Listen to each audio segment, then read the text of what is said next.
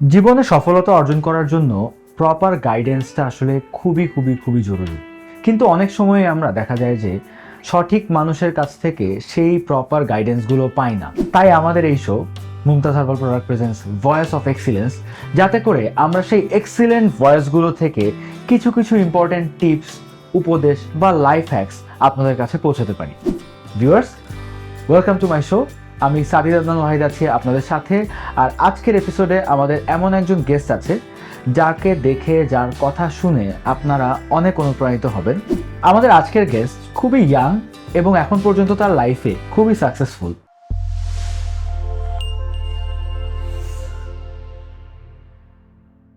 Viewers, আমাদের আজকের এপিসোডের স্পেশাল গেস্ট এখন আমাদের সেটে রয়েছেন আমার সাথে।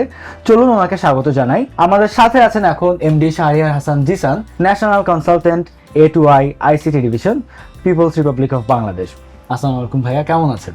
ওয়ালাইকুম আসসালাম ভাইয়া, আমি ভালো আছি আলহামদুলিল্লাহ। আপনি কেমন আছেন? আমিও অনেক ভালো আছি। আর আপনাকে আমাদের এই সেটে পেয়ে আরো বেশি ভালো লাগছে। আপনি অনেক ব্যস্ত মানুষ, কিন্তু এত শত ব্যস্ততার মাঝেও সময় বের করে আমাদের এখানে এসেছেন। আমরা খুবই খুবই খুবই আনন্দিত। থ্যাংক ইউ ভাইয়া আমাকে আমন্ত্রণ জানানোর জন্য। My pleasure. তো ভাইয়া, আমাদের শোটার পারপাস হচ্ছে যারা মেইনলি ইয়থ আছে তাদেরকে ইন্সপায়ার করা। আপনাদের মতন যারা এক্সেপশনাল ভয়েসেস আছেন আমাদের সোসাইটিতে, those who stands out from the rest, আপনাদের স্টোরিটা, আপনাদের জার্নিটা ওদের সাথে শেয়ার করা, যাতে করে তারাও ইন্সপায়ার হয়। তো প্রথমে একদম শুরু থেকেই আপনার কথা জানতে চাইবো। যখন একদম ছোট ছিলেন, যখন আপনার একাডেমিক লাইফ শুরু হয়েছে, তখন আসলে কি হতে চেয়েছিলেন বা তখন স্বপ্নটা কি ছিল আসলে? আমি মনে হয় খুব সাধারণ সবার মতো আসলে বড় হয়েছি। যেমন আমার হোম ডিস্ট্রিক্ট মুন্সিগঞ্জে, সেখানে আমি গ্রামে বড় হয়েছি। তো আমি স্কুলে যেতাম, সব কিছুই সব মানুষদের মতো খুব নর্মালি আসলে করি। বাট আমার মনে হয় ছোটোবেলায় আমি দুইটা জিনিস করতাম। একটা হচ্ছে আমার বিজ্ঞানী হওয়ার খুব ইচ্ছা ছিল। তা আমি খুব এক্সপেরিমেন্ট করতাম। তো সবার মতো ধরেন ঘড়ি খুলে ফেলতাম, বা ধরেন স্পিকার এরকম যেগুলোতে মোটর আছে বের করতাম। আমার মনে আছে হয়তো ধরেন কিভাবে গ্যাস তৈরি করা যায়, সেখান থেকে কীভাবে গ্যাস জ্বালানো যায় গোবর টোবর দিয়ে, এই ধরনের এক্সপেরিমেন্ট অনেক করতাম। তো সেটা আমার কাছে মনে হয় যে এখনও ওই এক্সপেরিমেন্টাল যে একটা থট প্রসেস ছোটোবেলা থেকেই আছে। বাহ, দারুণ। তো ভাইয়া, যখন আপনি ক্যারিয়ার লাইফ শুরু করলেন, ফার্স্টে কোন প্রতিষ্ঠানের সঙ্গে আপনার যাত্রাটা শুরু হয়েছিল? আচ্ছা, আমি যদি বলি, আসলে আমি স্কুল লাইফ থেকেই আমি এন্টারপ্রেনিয়ার হিসেবে নিজেকে হয়তো ডিফাইন করতে চাই। কারণ আমি ওই সময় ছোট ছোট বিজনেস করতাম। হয়তো ধরেন ঢাকা থেকে কোনো ছোট প্রোডাক্ট কিনে এনে মুন্সিগঞ্জে সেল করার ট্রাই করতাম, সেটা করতাম। প্লাস ইউনিভার্সিটিতে যখন আমি ভর্তি হই, তখন একটা দুইটা তিনটা হয়তো আপনার বিভিন্ন ধরনের যে মার্কেটিং কোম্পানি আছে তাদের সাথে ইভেন্ট বেজে বা প্রজেক্ট বেজে কাজ করা হয়েছে, পার্ট টাইম কাজ করা হয়েছে। বাট আমি আসলে ফুল টাইম জব শুরু করি হচ্ছে প্রথম রবিতে। ওইখানে খুবই অল্প দিন কাজ করেছি। তারপরে হচ্ছে আমি A2I নামে একটা প্রকল্প আছে প্রধানমন্ত্রীর কার্যালয়ের সময় তৎকালীন, সেখানে আমি আসলে যোগদান করি। ভাইয়া, আপনি দীর্ঘদিন ধরে A2I এর সঙ্গে সম্পৃক্ত আছেন, কিন্তু এর পাশাপাশি আরও অনেক বড় বড় প্রতিষ্ঠানের সঙ্গেও আপনার কোলাবোরেশনে কাজ করা হয়েছে। তো এই কোলাবোরেশনগুলো আসলে কিভাবে হলো? Thank you for the question. প্রথমত আসলে A2I খুব চমৎকার একটা জায়গা আমাদের এখানে কেরিয়ার গড়ার জন্য।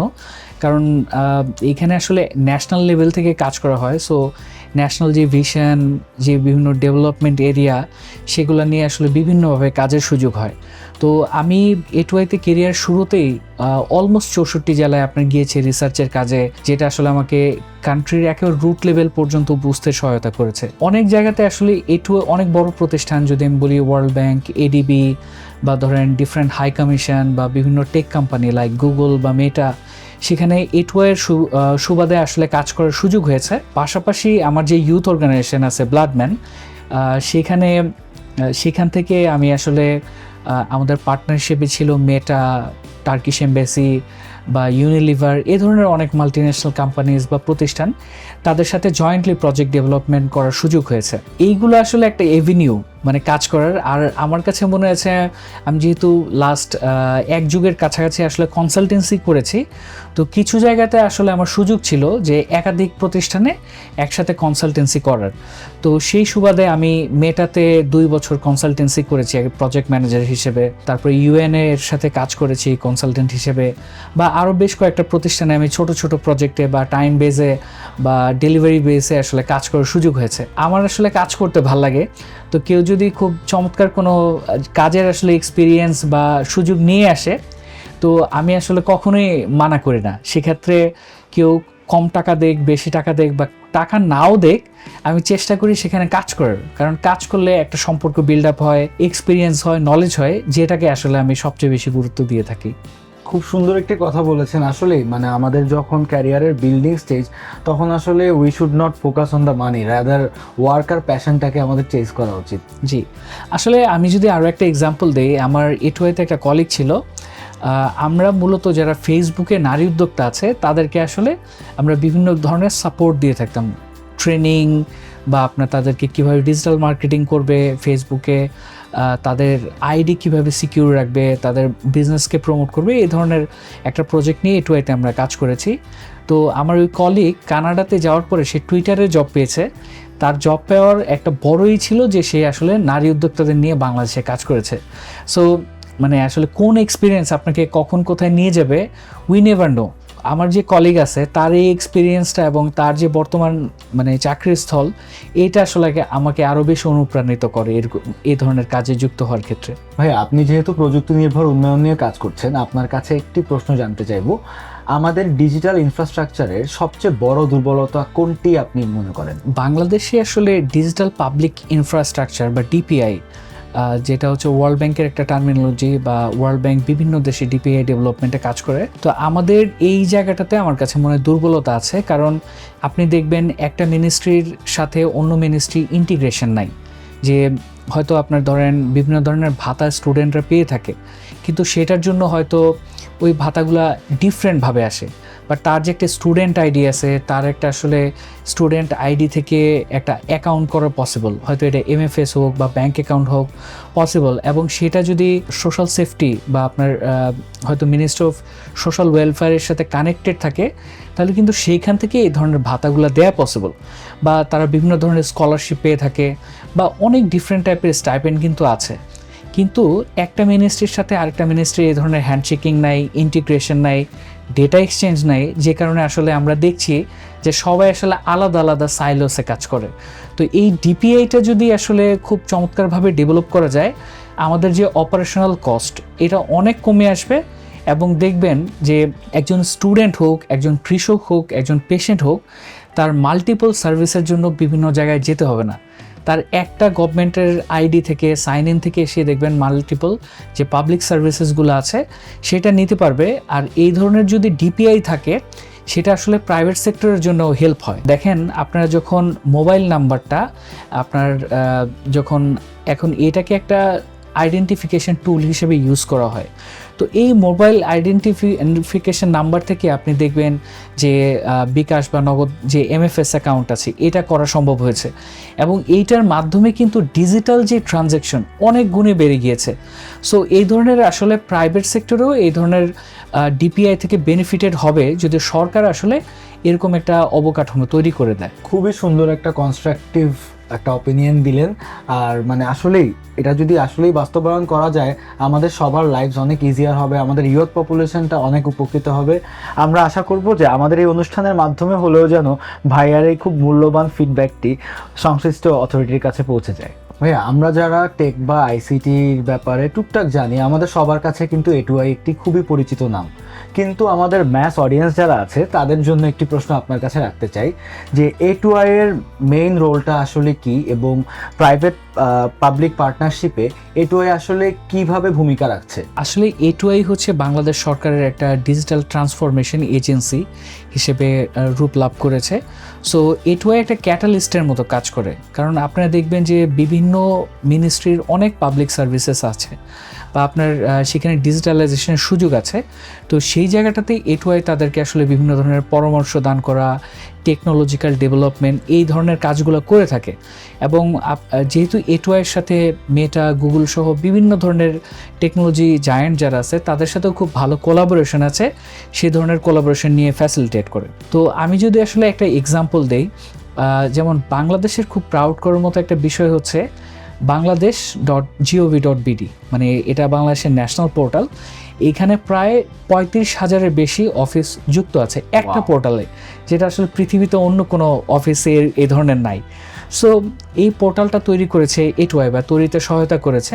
সো এই পোর্টালে কিন্তু আপনি যদি ভিজিট করেন, আপনার যে কোনো অফিসের নাম্বার প্রয়োজন হোক, ফর্ম প্রয়োজন হোক, সব ধরনের ইনফরমেশন আপনি পেয়ে থাকবেন। আবার যদি আমরা বলি 333, এটা একটা ন্যাশনাল হেল্পলাইন ইনফরমেশন পাওয়ার জন্য। এই 333ও আসলে এটুআই তৈরি করেছে। সো যারা হচ্ছে ধরেন অত টেকনোলজিক্যাল স্যাভি না বা আপনার নিজেরা ব্রাউজ করে ফাইন্ড আউট করতে পারে না, তারা একটা টোল ফ্রি নাম্বার 333-তে কল করলেই তাদেরকে ওই ধরনের ইনফরমেশনগুলো SMS করে জানিয়ে দেওয়া হয়। আর সবচেয়ে আমি বলবো যে ইম্পর্ট্যান্ট একটা ডেভেলপমেন্ট এটুআই যেটা করেছে সেটা হচ্ছে বাংলাদেশের যে ফাইলিং সিস্টেম আছে নথি, এটার ডেভেলপমেন্ট। কারণ আগে দেখবেন যে সরকারি অফিসে একটা চিঠি বা একটা ফাইল এক ডেস্ক থেকে আরেক ডেস্কে যেতে অনেক সময় লাগতো, এখানে অনেক ধরনের করাপশন, অনেক কিছু আসলে কানেক্টেড ছিল, তাই না? সো এই ফাইলিং সিস্টেমটা এটুআই তৈরি করেছে। সো এই ধরনের আসলে আরও মানে অসংখ্য সিস্টেমের কথা বলতে পারবো যেগুলো এটুআই তৈরি করেছে। বাট এটুআই হচ্ছে যেহেতু আপনার পেছনে থাকে, তারা বিভিন্ন মিনিস্ট্রির তাদের এই ডিজিটালাইজেশনগুলোতে সহায়তা প্রদান করে, এই জন্য হয়তো সিটিজেন লেভেলে এটুআই হয়তো মানুষ অত জানে না, বাট এটুআইয়ের সার্ভিসগুলো মানুষ হয়তো ইউজ করে। কিছুক্ষণ আগে আপনি আপনার প্রতিষ্ঠিত স্বেচ্ছায় রক্তদানকারী সংস্থা ব্লাডম্যানের কথা বলছিলেন, তো ব্লাডম্যানের ব্যাপারে একটু শর্টে জানতে চাইবো, এখন পর্যন্ত কেমন সাড়া পাচ্ছেন? আমরা তো আসলে 2014 থেকে কাজ করছি, তো ব্লাড ডোনেশন এই সার্ভিসটা দিয়ে আমরা শুরু করি। তো আমাদের এই সার্ভিসটা ফ্রি, এবং যে কোনো মানুষ আমাদেরকে হয়তো ফোন বা ফেসবুক পেজ যে কোনো জায়গায় রিচ আউট করলে আমরা তাদেরকে ম্যানেজ করে দিই। বাট এটার পাশাপাশিও আমরা ধরেন টেলিমেডিসিন বা বিভিন্ন জায়গায় হেলথ ক্যাম্প করা বা আরও ধরনের বিভিন্ন ধরনের হেলথ সার্ভিস নিয়ে আমরা কাজ করেছি। আমরা মেটার সহায়তায় প্রায় 400 হসপিটালকে ডিজিটালি কীভাবে ব্লাড ম্যানেজ করা যায় মেটার প্ল্যাটফর্ম ইউজ করে, সেটা নিয়েও আমরা ট্রেনিং দিয়েছিলাম। তো এই ধরনের ডিজিটালাইজেশনে প্লাস হেলথ টেক যেটা বলি, সেই ধরনের আমাদের অনেক অ্যাক্টিভিটি আছে। আমরা ভলান্টিয়ারদেরকে আমাদের সাথে কাজ করার জন্য আমরা রিকোয়েস্ট করি, তাদেরকে আসলে বিভিন্ন বড় প্রতিষ্ঠানের সাথে আমাদের যে জয়েন্ট প্রজেক্ট, সেখানে একটা কাজ করার সুযোগ করে দেওয়ার বা এক্সপিরিয়েন্স গ্যাদার করার মতো অনেক কাজ করেছি। এবং আলহামদুলিল্লাহ যে মন থেকে একটা তৃপ্তি হয়, সেটা হচ্ছে হয়তো ধরেন একটা মানুষকে আমরা হেল্প করলাম, যে তার একটা মানে ক্রিটিক্যাল মুহূর্তে আমরা তাকে ব্লাড ম্যানেজ করে দিলাম। আমরা এইটার আসলে তৃপ্তি অন্যরকম, এটার আসলে ভালো লাগাটা অন্যরকম। আপনার স্টুডেন্ট লাইফ থেকে এখন পর্যন্ত আপনি প্রায় বিশ্বের 25টিরও বেশি দেশে বিভিন্ন সম্মেলনে অংশগ্রহণ করেছেন। তো আমাদের দেশের যে সকল শিক্ষার্থীরা তাদের লিডারশিপ স্কিল ডেভেলপ করতে চায়, তারা কিভাবে এই সুযোগগুলো গ্রহণ করতে পারে? আমার সবচেয়ে ভালো লাগার বিষয় হচ্ছে ধরেন আমি অলমোস্ট 25 কান্ট্রিজে আমি গিয়েছি। তো এর মধ্যে সবগুলা একটা দেশ বাদে বাকি সবগুলা দেশে আমি ফ্রিতে গিয়েছি। এটা আসলে ভালো লাগার বিষয় না। হ্যাঁ, আলহামদুলিল্লাহ, এটা আমি অ্যাচিভমেন্টও বলবো। কারণ ধরেন মানে টাকা দিয়ে তো যাওয়া যায়, বাট আপনি যখন অনেক অপরচুনিটিস আছে ওয়ার্ল্ড ওয়াইড, যেমন আপনি ফ্রেঞ্চ গভর্নমেন্ট থেকে প্রতি বছর একটা টিমকে নিয়ে যাওয়া হয় ইউথ এক্সচেঞ্জ প্রোগ্রামে, এটা সুইজারল্যান্ড এমবাসি থেকে করে, ইন্ডিয়ান এমবাসি থেকে করে, আরও অনেক দেশ থেকেই করে। তো আমাদের ইউথদের তারা যদি আসলে এই ধরনের অপরচুনিটিসগুলো ফাইন্ড আউট করে, এখন তো খুব ইজি, এআইকে জিজ্ঞেস করলে এআই বলে দেয় বা গুগলে সার্চ করা যায়, এই ধরনের জায়গাগুলোতে যাওয়া যায়। তো আমি ফ্রম এটুআই, ফ্রম ব্লাডম্যান বা ব্যক্তিগতভাবে এরকম বিভিন্ন জায়গাতে অ্যাপ্লাই করেছি বা অনেক জায়গাতে এমনিতেই ইনভাইটেশন পেয়েছি। কিছু জায়গায় হয়তো কাজের এটুআইয়ের কাজের গল্প বলার জন্য বা এক্সপিরিয়েন্স শেয়ার করার জন্য গিয়েছি, কোলাবোরেশন করার জন্য। কিছু জায়গায় হয়তো সোশ্যাল বিজনেস বা ব্লাড ম্যান as a non profit organisation কীভাবে কাজ করে সেগুলো বলার জন্য গিয়েছি, বা কিছু জায়গাতে হয়তো একেবারে ব্যক্তিগতভাবে আমাকে ইনভাইট করা হয়েছে আমার ওভারঅল এক্সপিরিয়েন্সের জন্য। এই ধরনের অনেক অপরচুনিটিস আছে। একটা যদি আমি বলি, যেমন ইউএন জেনারেল অ্যাসেম্বলি, এটা প্রতি বছর সেপ্টেম্বরে হয়। তো এইখানে কিন্তু ফান্ডেড নন ফান্ডেড দুইটাভাবেই এখানে যাওয়া যায়। তো আলহামদুলিল্লাহ 2023 সালে আমরা UN SDG game changers award পাই ইউএন জেনারেল অ্যাসেম্বলিতে। তো সেখানেও কিন্তু তারা সকল ধরনের এক্সপেন্স কাভার করেছে। এরপরে আমি লাস্ট ইয়ার পার্টিসিপেট করি Harvard project for Asians and international. সেখানে আসলে ফুললি ফান্ডেড যাওয়ার সুযোগ আছে, কিন্তু আনফর্চুনেটলি আমি ইউএনজিএতে গিয়েও দেখেছি যে বাংলাদেশের পার্টিসিপেশন অনেক কম, বা হার্ভার্ডে গিয়েও দেখেছি। এইটার মূল কারণটা আমার মনে হচ্ছে মানুষ আসলে সাহস করে না, স্বপ্ন দেখে না, অ্যাপ্লাই করে না। বাট হয়তো অ্যাপ্লাই করলে একটা হবে না, দুইটা হবে না, পাঁচটা হবে না, বাট 6 নাম্বার বা 10 নাম্বার টাইমে অবশ্যই হবে। লেগে থাকলে এক সময় সফলতা 100% অবশ্যই হবে। কেউ যদি আসলে সেভাবে ট্রাই করে তাহলে দেখা গেছে হান্ড্রেডস থাউজেন্ডস অফ অপরচুনিটি আছে সেখানে। আসলে এই ধরনের ফুল ফান্ডেড, সেমি ফান্ডেড সেভাবে আসলে যাওয়ার সুযোগ আছে। থ্যাংক ইউ, অনেক ভ্যালুয়েবল এবং গুরুত্বপূর্ণ কিছু ইনফরমেশন আপনার মাধ্যমে আমাদের দর্শকদের কাছে পৌঁছাতে পারলাম। ভাইয়া, আমাদের অনুষ্ঠানের শেষ প্রান্তে চলে এসেছি অলমোস্ট, কিন্তু আপনার সাথে আজকের আড্ডাটা খুবই ফ্রুটফুল হলো, অনেক ভ্যালুয়েবল ইনফরমেশন পেলাম আপনার কাছ থেকে। তো লাস্ট একটা কোয়েশ্চেন আপনার কাছে রাখতে চাই, সেটা হচ্ছে আমাদের দেশে যেসব তরুণরা A2I এর মতো বড় বড় প্রতিষ্ঠানে কাজ করার স্বপ্ন দেখে, তারা আসলে কিভাবে তাদের এই স্বপ্নটাকে বাস্তবায়ন করতে পারবে? এটা খুবই সহজ। আমাদের A2I এর যে কেরিয়ার আছে সেখানে যদি আপনার সিভি, কাভার লেটার সহ ইমেল করা হয়, তাদেরকে অলমোস্ট প্রতি কোয়ার্টারে রিটেন এক্সাম, ভাইভা এগুলোর জন্য ডাকা হয়। সো সেইখান থেকেই কিন্তু আমাদের নেওয়া হয় প্রতি কোয়ার্টারে বলা যায়। এবং আইসিডি ডিভিশনে আরও একটা চমৎকার ব্যাপার হচ্ছে আমাদের প্রতি বছর 15 কোটি টাকার মতো বাজেট থাকে রিসার্চ গ্র্যান্ট, তারপর হচ্ছে স্কলারশিপ সেগুলো দেওয়ার জন্য। বাট আনফর্চুনেটলি আমরা তেমন অ্যাপ্লিকেশন পাই না। হয়তো 5 কোটি টাকার মতো ডিসবার্স করা হয়, 10 কোটি টাকায় আনস্পেন্ড থেকে যায়। তো যারা ইউথ আছে, যারা রিসার্চ করতে চায়, বিদেশে পড়তে স্কলারশিপ চায়, তারা এইখানে অবশ্যই অ্যাপ্লাই করতে পারে। থ্যাংক ইউ ভাইয়া, অনেক মূল্যবান কিছু ইনফরমেশন আমাদের সাথে শেয়ার করার জন্য। আমাদের অডিয়েন্সকে আশা করি অনেকটা ইন্সপায়ার করতে পেরেছি আজকে আপনার মাধ্যমে। তো থ্যাংক ইউ ফর দ্যাট। আর যাবার আগে আমাদের স্পন্সর মুমতাজ হার্বাল প্রোডাক্টের পক্ষ থেকে আপনার জন্য ছোট্ট একটি গিফট হ্যাম্পার।